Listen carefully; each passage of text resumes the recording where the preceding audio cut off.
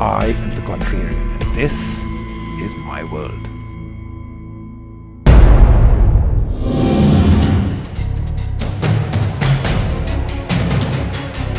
I'm Mehul. I'm from the organizers of two of India's exciting technology events, CeBIT India and Plugged in India.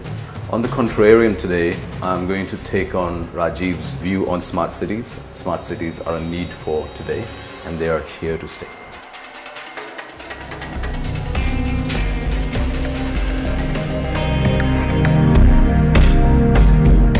Smart cities, just using those words makes you feel so good and intelligent, right? And most people seem to think it's the promised land, it's the holy grail. You live in a smart city, your life will be amazing and very, very smart.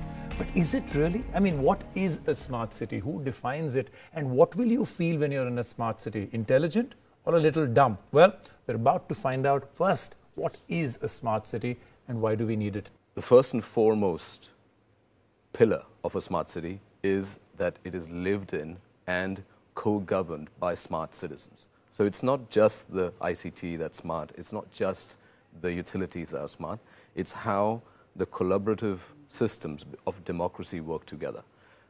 Secondly, a smart city that we have envisaged for India varies across various parts of India, whether it's a mid-size or it's a large size or it's a satellite. So there isn't, let's say, one standardized definition of a smart city, but it essentially boils down to making yours and my life easier by easing the infrastructure woes, by making good use of limited resources of energy, water, etc. that we have. Isn't a smart city, if not defined, I could call a smart city that has 6 pockets of free Wi-Fi a smart city because some people decided to call that a smart city, or versus the very fact that you said it's a smart city will be that has people that can actually get advantage and has smart citizens. But if you really look at any smart city definition, including the examples we have some abroad, it's more about technology than the people.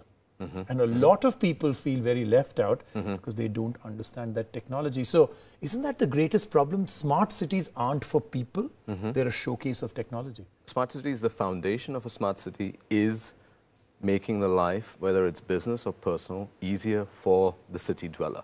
Now, going back to the various points you raised there, if you look at the various examples of smart cities around the world, they do a list of things which vary, but on the core, they do a couple of things which are always So let's define a few. So some examples, I mean, I've been to 1 or 2, you've been to quite a few in Europe. Right. Define a few with examples that you thought were very impressive, and you being there even as a guest or as a tourist, did really make you feel you're in a smart city. I'll give you the example of Paris. I lived there for a couple of years, and in those couple of years, I saw bikes come in on areas where you could just pick the bike up, drive or cycle to work, as opposed to jumping a taxi or getting onto a crowded metro.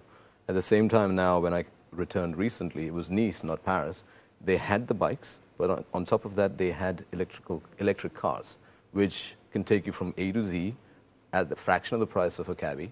And at the same time, it reduces the emission fuels, all of that. So what they're doing is they're attacking bits and pieces at a time, and they're making a future smart city by taking steps to make the city smarter, one step at a time. When you take context from, let's say, abroad and try and bring it to India, both attitude as well as the number of people and the problems that are already there make it a very dumb idea that you can't really translate it. I think the argument for standards is very, very vital, but what we must do is build a smart city one phase at a time with a clear end vision for what we will do for the citizen of that smart city in phase 1, phase 2, phase 3. So it's not a, Rome wasn't built in a day. In the same way, smart cities are not going to be built overnight.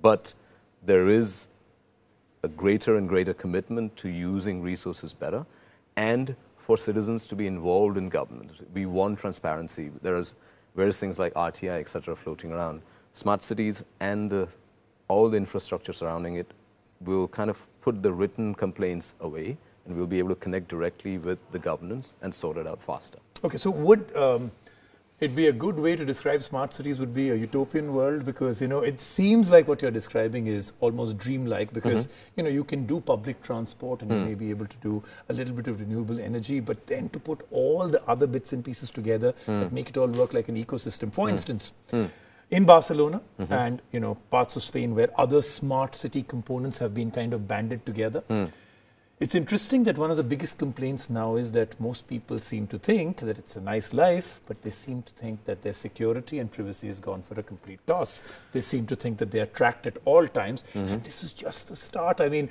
we haven't even got 1% or 2% of what a smart city should be into place, and people already feel they're being watched.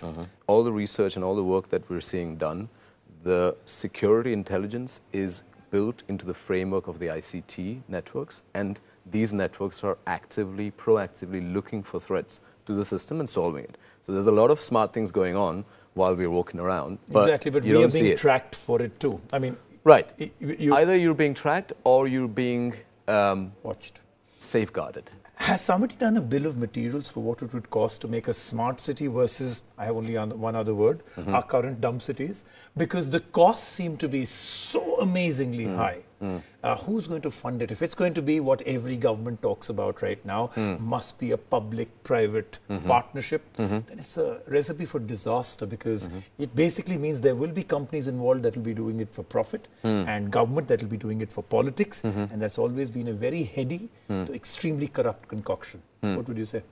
A smart city is run in partnership with the people, along with the elected officials in power, or the bureaucrats. So there is a PPP model that is fundamentally essential to the running of a smart city. So you are saying it would be needed? Yes, There's absolutely. no two ways about it. I mean, you and I would have to control our smart city, keep and ensure that the people who are, let's say, our guardians for the smart city are accountable, are held accountable, and we'll be able to do it really fast, as opposed to a long procedure that we have to sometimes pursue.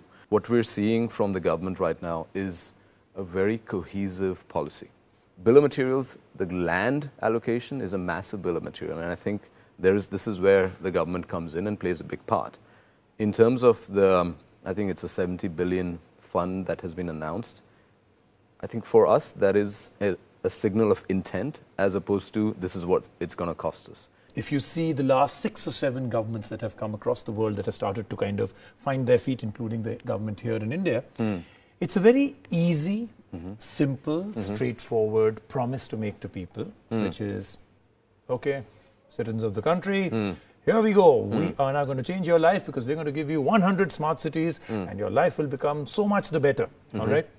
Unfortunately, it is a political plank, or is it fortunately something that you believe personally, from everything that you've been seeing happening right now, could actually happen? Because 100 is a seriously big number. Yeah. No other country in the world has announced anything near this, right? And do we have the infrastructure? Do we have the talent? Do we have the experience?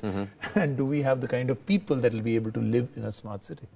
We have been exporting technology services from India for well over 30 years now, I think. But we're not a product and execution company. Not country at all. It's changing. I think, you know, if you look at the initiatives by the current government and the bodies that are fronting it, NASCOM, iSpirit, etc., you know, they've all got product in the center.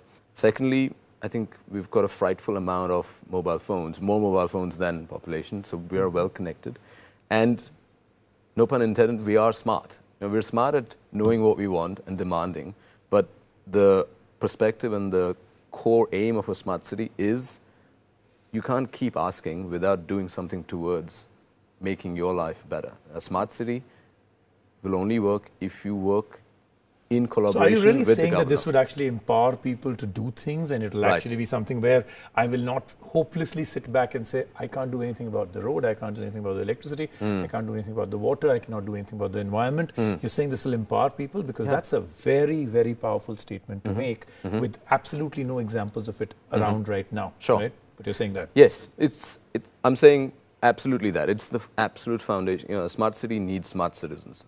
You can't have amazing infrastructure and not know how to use it or get involved in using it in the right way. At the end, I always do a quick fire round, so I'm going to start off that one with you. No chocolate baskets for you if you answer them all right. Okay.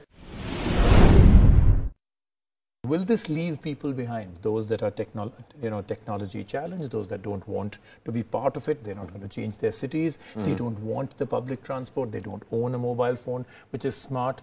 Will it leave certain sections behind? It's actually going to bring those sections in. Can you give me an example? Because yeah. very heavy-duty technology, even at its simplest level, is usually rejected by those that don't want to play with technology. A smart city will actually enable you to do things easier. But it does involve you don't need to the have fact a degree that in computer science to be a smart citizen. So no rocket science required out here. But for it to be truly smart, I should have something which will tell me the next electrical car is here. I need to get to it. Right. Somebody else will come to know that the car that I'm driving will get parked in approximately 3.5 minutes. That person must have a device too. Will it not leave people behind? I mean, I see a huge situation, those that cannot afford it and those that cannot handle it will get left behind even more because the smart city will make them very dumb. You evolve to keep up and you evolve also to have what you know will make your life easier. And that's always a choice. So people who are left behind are normally people who don't want to do anything about it. One barrier, the biggest barrier that you see between today and actual smart cities being implemented? It has to be a vision that is collaborative and cohesive across the various states in India. I think the central government has to work a lot in aligning all those visions and giving and ensuring what one state needs is delivered, whilst what another state needs might be different, is respected and delivered. So I think collaboration is key. It shouldn't be different states and different cities having their own versions. No politicized agendas. I think you're ending by what I started with. Standardization of smart cities would be a good non-politicization of smart cities. All right, great. Thank you so much once again. A pleasure. Great to find out about smart cities and your vision of it. Thank you. I think there you have it. Not too far away, really, you'll start seeing some small little pockets, maybe not full cities, maybe a locality, maybe a small area that goes a little smart with various things. Will it all come together, or will this go down in flames as a smart city? It was a dumb idea. Well, we'll find out very, very soon. Thanks for watching. We'll see you next week.